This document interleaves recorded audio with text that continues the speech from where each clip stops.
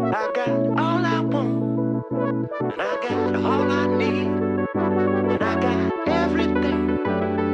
I got you and me. All I want, I got all I Marriage need. is the best. Hey, welcome back. Welcome back to Marriage is the Best. Today we're going to be talking about marriage and mental load, which has been a very strongly represented topic in my world this week. It all started on Wednesday when our counseling group was having some case review, and during case review we were talking about how mental load continued to come up in lots of people's cases, mostly dealing with either marriage cases or cases of two people who are both working and maybe one of them is coming in and just struggling with mental load and struggling to like figure out how to engage their partner in that concept or in the topic of the load that they were carrying, and in order to create some relief and added connection within the marriage. So we talked it through during case review and had a good conversation, but nothing all that concrete, honestly. There wasn't any awe-inspiring or light bulb moments that you could point to say, oh yeah, like that's the direction that we go with our clients who are struggling in this area. It's a really difficult topic, and the more that the week transpired, the more difficult the topic seemed to get. So I went home and I made the mistake of telling Becca, hey, I really think that talking about mental load would be important and maybe helpful for our podcast listeners, because it's something that people are facing right now and they don't know exactly what to do with. And the counseling, the people in the office were struggling to come up with some ideas and some traction surrounding, okay, how do we kind of walk people through that? And well, let's just say I didn't get the response that I was looking for or hoping for when I brought this up. Essentially, the idea that was bounced back at me was, hey, Peter, why don't you look in the mirror and see how you're doing with your own, assistance in the mental load? Becca and I have been, struggling a little bit here and there this last week and a half-ish. Lots of stress, lots of fatigue, tons on the schedule. There's just so much going on. And so we ourselves are in a week. It was a really hard week, a couple of weeks maybe. Probably 2 weeks worth of just like difficult times. And so the context for my question about, hey, do you want to talk about this on our podcast? Elicited. There we go. Elicited a strong response of, hey, you need to look at this. And I didn't jump online and start researching mental load and get better at it, because at first I was actually kind of not having it because I felt like I was doing an okay job. I got a little defensive. I didn't want to kind of hear the message, hear the struggle that Becca was kind of bouncing back at me, because I wanted to think that I was doing maybe a better job than I was doing.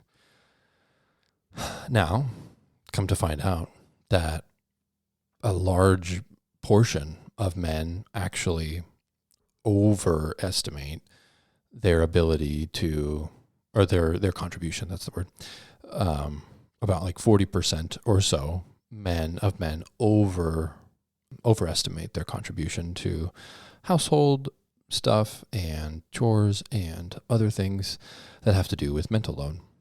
And so I didn't feel as alone when I recognize that. I know that I can at times overestimate the impact that me helping out with dishes or cooking dinners regularly, or I can overestimate the amount that is contributing to the removal of her mental load, which doesn't actually make sense because it's contributing and removing. So not the perfect way of saying that, but I think you get what I mean. So what is mental load exactly? For Becca, it sounds like I've got to manage the household chores, make sure that, the dishes are clean and the laundry is clean, and the ladybugs and box elderbugs that are sneaking into our house, being left by little gnomes every time we turn around, are cleaned up. And I have to think about the party that we're having this weekend for our family and a bunch of people that are coming over. I have to think about outfits and, do the kids have the proper winter gear for playing outside at school, or do they have what they need when it comes to shoes, and what do we have in the shelves for what do we have in the cupboards for food? What do we have for, do I have gas? Do I have everything? Does everybody have everything that they need at all times? And I have to admit that in the past, it's been difficult to relate to that because I'm wired so very differently as it relates to what I carry in my mind. I don't carry, it's one of those age-old male-female differences where in the spaghetti brain or the female brain, everything touches, and in the male brain, everything's just in its compartments. And so if I'm cleaning, I'm just in my cleaning compartment. I'm not also thinking about everything else that needs to be cleaned. I'm really just, doing the cleaning for the moment and staying in that moment. If I'm taking care of the kids, I'm thinking about, getting them out the door or getting them clothes on in that moment. I'm not thinking about managing the future possible clothing needs or what they might need at school. I'm really just thinking, okay, I'm just going to get them out the door and get them to school, whether they have what they need or not. So those anticipatory needs, I think, create quite a bit of mental load.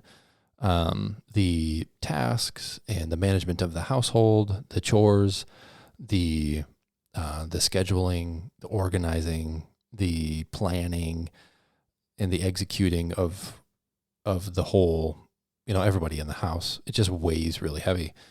And again, to go back to that recent study, a recent study showed that I think 71% of the tasks and the mental load of running a household tends to just fall on the woman. So wives really carry this in a profound way that is unlike their husbandly counterparts. And some of that is really natural. Some of that isn't necessarily, a husband's lack of desire to help, a lack of desire to understand. It doesn't really reflect that. But it definitely reflects some personality differences. It reflects some cultural differences. It reflects definitely some role differences and breakdowns.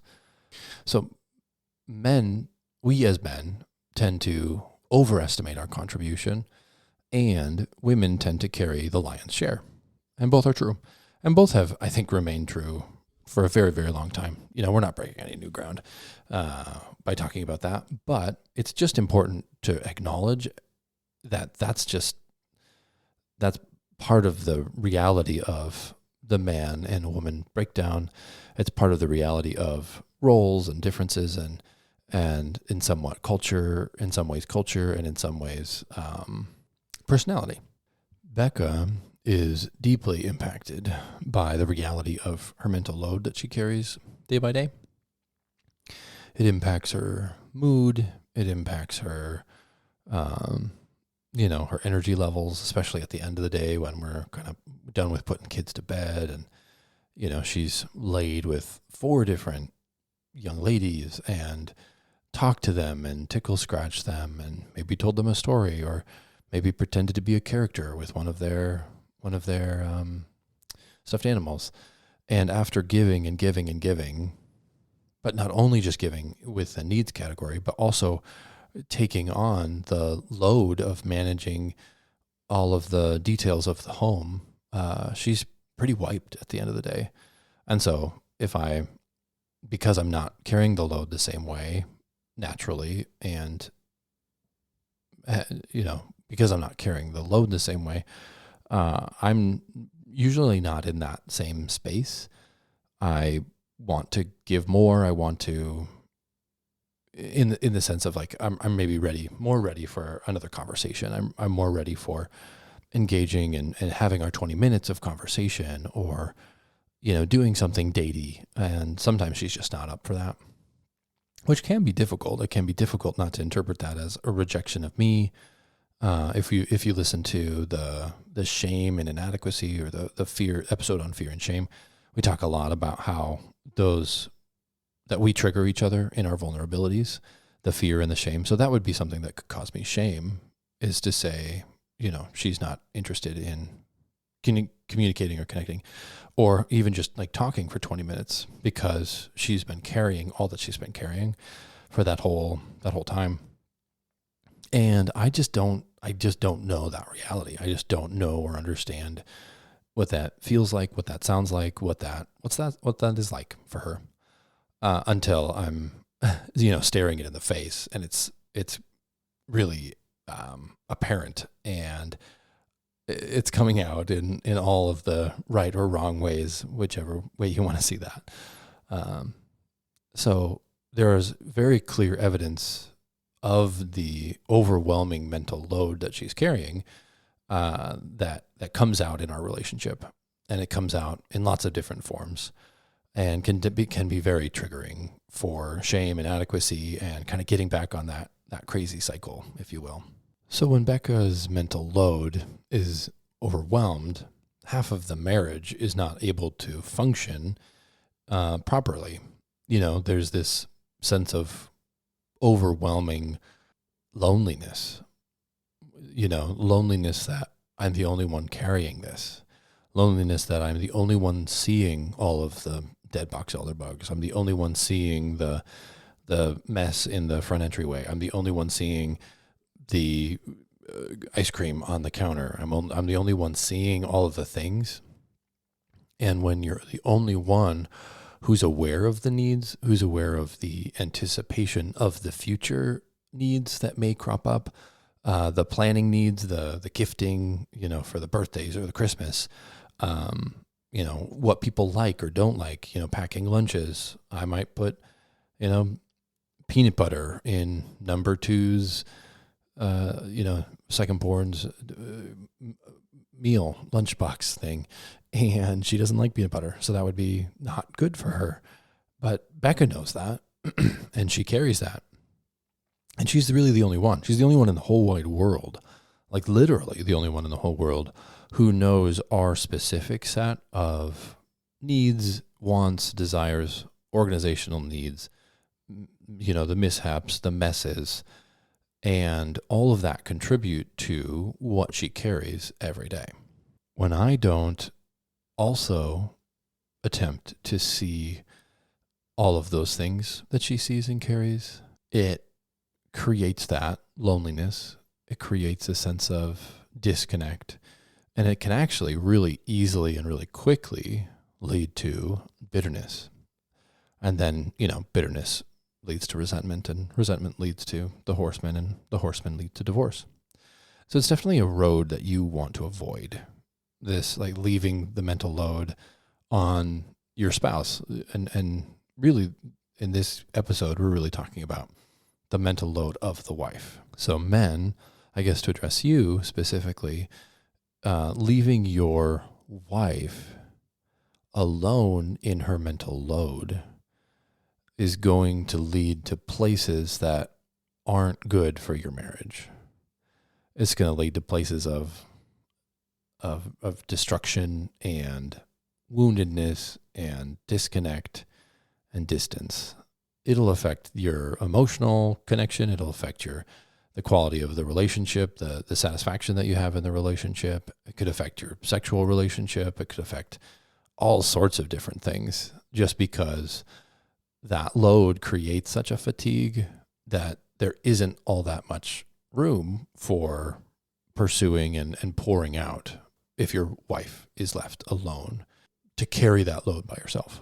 One thing that's difficult about mental load is the fact that it's invisible. And I know for me, if something isn't right in front of my face, it's a little bit more difficult for me to see it. And that may be an understatement, but thankfully Becca is not here to correct my understatement. So because it's invisible, and I'm not seeing it by the nature of it being invisible, and therefore I'm not taking it into consideration when I'm fielding Becca's, volleys. If she's got a super spicy volley back to me, if she's responding in a certain way or giving me certain cues, because the mental load is invisible, I don't know then how it's impacting her ability to communicate, her ability to feel close to me, her ability to feel supported, and that loneliness. And if you remember from our fear and shame episode, lonely and afraid are the two core vulnerabilities of the wife. So core vulnerability as in do not leave her there, do not leave her afraid, and do not leave her lonely. Just like for the wife, do not leave your man stuck in shame, and do not make him feel inadequate. The loneliness definitely plays a large role in the destructive property of the mental load if left unchecked. And one problem that was brought up professionally is that, so let's say there are individuals who are really struggling in their mental load, but also struggling to have the wife see, the husband see, or the husband or wife, really maybe the stay-at-home parent would even be better. But the parent who's struggling with the mental load, how do they cue or get a hold of or connect with the other party to start to share that load and to avoid the horsemen, to avoid the bitterness and the resentment that's going to come up, and to create a sustainable system? Because that's our goal. That's the idea, is to sustain this marriage thing. And getting that assistance can be really difficult, in part due to its invisible nature and in part due to defensiveness. Earlier this week, while I was talking about my defensiveness, I was just thinking about all the things that I did do. I did this and I did that. And how could you feel that way when I'm so great at being a husband? How could you feel that way when I'm doing such a good job? So we had some words with that. I had a few different conversations about that. And I think it's exhausting and disconnecting for Becca to feel misunderstood, or not misunderstood, but not understood. It's exhausting to be alone in that. It's exhausting. It all kind of compounds, right? I have this mental load that I'm carrying that's creating fatigue. On top of that, no one else is carrying it. So therefore I'm alone. And on top of that, my partner doesn't understand. They don't get it. They're not seeing me. I'm not known. I'm not appreciated. And so that just leaves them in a very vulnerable place. Whichever spouse is carrying that really heavy load leaves them in a very vulnerable place. So because of that vulnerability, Becca and I were thrown into one of our cycles this last little time frame, week and a half, 2 weeks. And normally our cycles don't last all that long because we're able to connect and communicate, right? When we're spending 20 minutes a day talking through life, it's a little bit more difficult for those mental loads to get overwhelming and for them to feel like they're not shared. and for them to feel like they are, for them to create that loneliness and that vulnerability that we were talking about. However, our cycle lasted way longer than it normally does for a few different reasons. The cycle was exacerbated by an overwhelming fatigue that inhibited our ability to spend our 20 minutes every day updating, downloading, uploading, downdating with each other. And that meant that I wasn't able to get my points across to tell her how I was really feeling, to engage her on my stress levels, or to really hear or engage me on, or her to engage me on her stress levels. We weren't able to, communicate and connect on those, in those areas. So one thing that really helps this dynamic is 20 minutes to save your marriage. 20 minutes a day where you're having downloading, uploading conversations and talking about your stress and talking about your day and talking about what's on your mind and really just kind of getting that mental load out in front of your partner. And it really doesn't take much more than just 20 minutes every day. When you're doing that, you're experiencing your partner from a whole different perspective. I find that the couples that I work with that spend 20 minutes every day talking and connecting, they feel more satisfied, they feel more connected, they feel more supported, they feel more known, they feel more intimate, they feel like they're a part of a marriage rather than a, roommate situation or a inconvenient partnership at this point, I guess. One antidote to an overwhelming mental load is to spread that around, to talk that through and to engage in 20 minutes every day. So that's where I would start. I would start as a couple, sharing more of the mental load every day. And, during that sharing time, it's important for one to share in a way that doesn't raise the other's defenses. So it's not like sharing like you didn't do this and you didn't do that and you're a terrible person and your stinky socks were left in the refrigerator, nothing like that. Don't say those things. It's important to be, very like I focused, and I know that sounds weird, but just like go with it. Right. So, I feel overwhelmed. I feel like the house is falling apart around me and there's no way I'm ever going to catch up. I feel as though the demands of the kids are so overwhelming at this point that I'm not even sure what to do or how to think or what to think. I feel, like identifying the different stresses and how that is impacting your system and sharing, and then, allowing that to be shared. That will create a more open, more willing to receive environment rather than the attacking, which is just going to put them on their defenses and do the opposite of what you want it to do. We do have 2 podcasts that talk through kind of that 20-minute dynamic. One is 20 minutes to save your marriage. And then the other one is the Daily Spark. And the Daily Spark is a little bit longer, but it goes through 3 different kinds of conversations that you can be having that will enhance your ability to spend 20 minutes conversating. And so if you check those out, and you can try out some of those different tools, different conversations that you can be having in order to create that sense of closeness and connection and the sustainable system that we're all looking to create. So as a couple, that's kind of where I would start. I would start with that.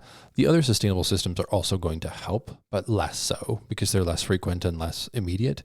Taking an hour to date that we haven't actually done our full podcast on, but we'll talk about that soon. And then doing the nights away. So having 1 or 2 nights away, once or twice a year, to just be away, to just take a break, to take literally the reason that we do this, and part of the reason that it's so successful and helpful is you get a break from the mental load. And if that sounds nice to you, that's great. One thing that I actually didn't mention in our Nights Away episode was that if you're the if you're the person whose mental load is less, then you should maybe take the reins in planning out the nights away, because oftentimes, if I'm presenting the idea of a night away, the person with more mental load is overwhelmed by the idea of adding more things, more logistics, more planning, more preparing for their lives. And in order to get that night away, the individual who doesn't carry the mental load as much, whoever you are, may need to take the reins in planning that out. So that is a personal thing. I do actually do that. I plan out our our weekends away and our nights away very often.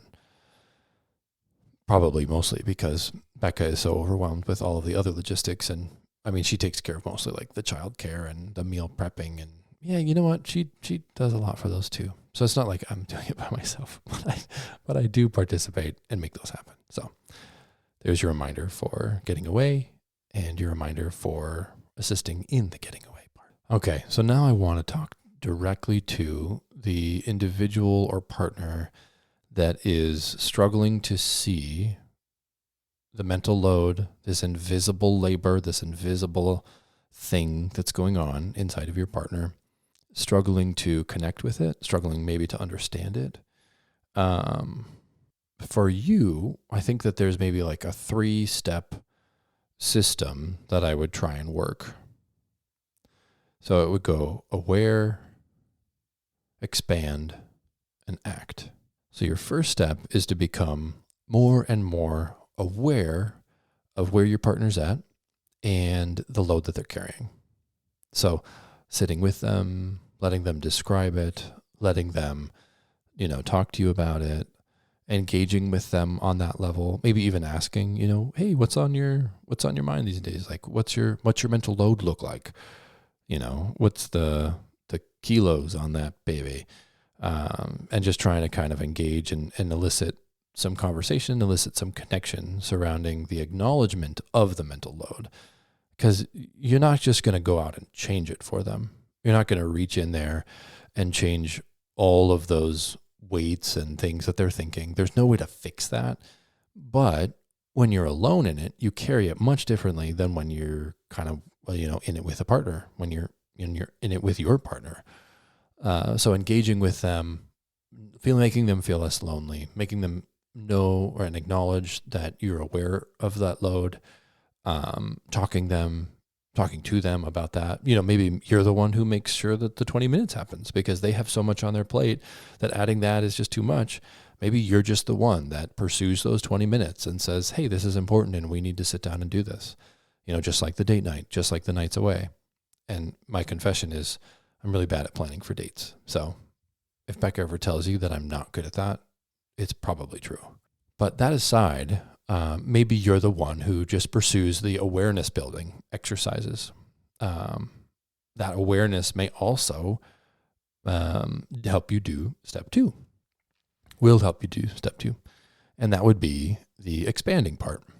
So now that you're aware of it, now that you can acknowledge what's going on and that it's a thing and that it's a hard thing and that you're not supposed to be leaving them alone or afraid in that, you can expand your sight, your lens. Yeah, let's use lens. You can expand your lens day to day on what is contributing to the mental load. So now that you're aware of it, now you're going to start to see it, right? You're going to just start to see, and this just happened to me just earlier this week. So it went something like walking into the kitchen, everybody's watching Little House. I'm in the kitchen and we just finished dinner. The kids did not, this is an anomaly, but the kids did not clear their plates. All the things that were used to cook the dinner were still on the stovetop and none of it was soaking or anything. So it was all just getting harder and colder and grosser. There were spots of junk and stuff and prep work on counters. There were just tons, and the load of dishes wasn't unloaded. There's just tons of things in the kitchen. I think I could, 50 different pieces of the mental load were right in front of me. In my expansion, I'm training myself to just see more of it. And I'm not great at it yet, but I do feel like we're getting somewhere. And I think that Becca sees the effort, acknowledges some of the awareness because we were able to have an updating conversation, and sees my expansion. So now I'm aware, and now I'm seeing it. And now the only thing left to do is just to act. So I threw away 6 plates. I didn't even have the kids get up from Little House and pause it all and come back and do all that for themselves. I just took care of it this time. They were paper, so I threw them away. Put away some condiments that were used during the meal. I soaked all of the pots and pans that were needed to be soaked. Wiped off some counters. Put some dishes in the dishwasher. Wiped off the high chair, got all the watermelon and sticky juice out off of the high chair, dried it down, went underneath the high chair, I just acted. So I saw all of these things in my awareness. I was aware that this is an issue. I saw the things as I tried to expand my perspective and to kind of be able to really see what those things are. And then I acted. So it's really simple, right? It's such a simple little thing.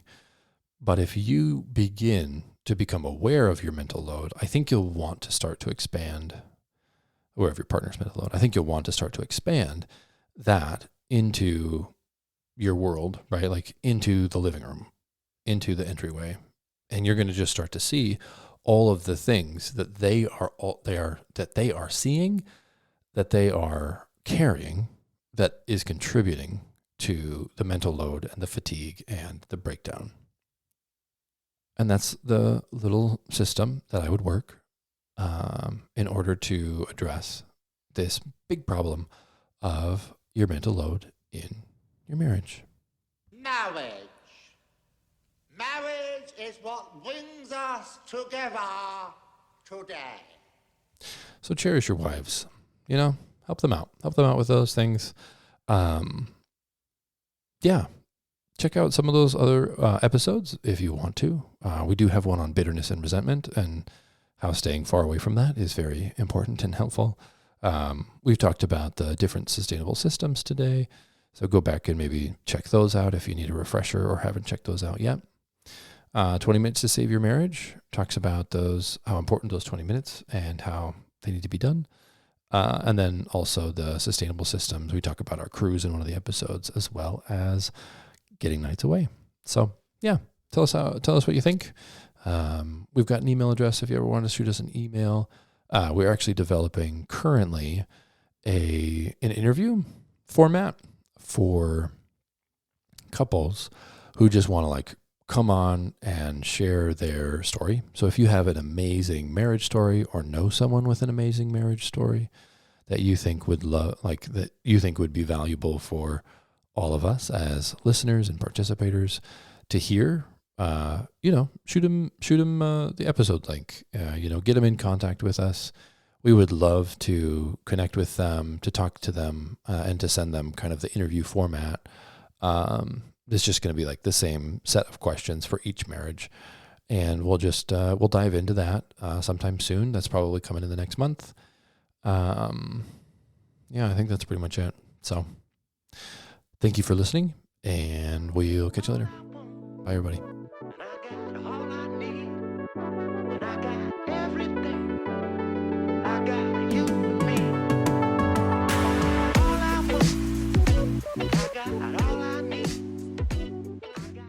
And in my expansion, not in my expansion, it was expansion. Dang it.